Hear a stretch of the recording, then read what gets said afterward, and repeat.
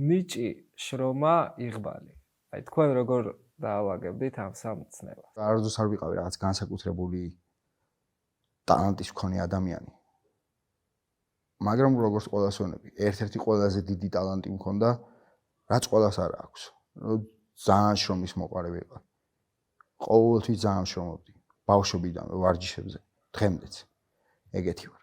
უბრალოდ ადრე ცოტა უფრო ბავშვი რო ვიყავი, ყოველთვის ყველაფერი ძალიან სწრაფად მინდოდა. სანამ მივხვდი იმას, რომ ნელი და მოკლე ნაბიჯები იყო, ყველაზე სწრაფი გზა იმისთვის, რომ იმიღწია იმ მიზნებამდე, სადაც მინდოდა მისვლა. თავიდან ესპანეთში რო ჩავედი, მიწევდა 4 ადგილზე მუშაობა იმისთვის, რომ შემძლეობოდა ვარჯიში, იმიტომ რომ ჩემი მშობლები რა თქმა უნდა, ყველაფერში ცდილობდნენ ხელი შეეწყოთ, მაგრამ მაინც ეს იმას არ შეიძლება რომ ჩვეულებრივი ემიგრანტები ვიყავით ესპანეთში, ვინც ემიგრანტი არის, ყველა მიცის რომ თავიდან ყველაფერი ჭირს.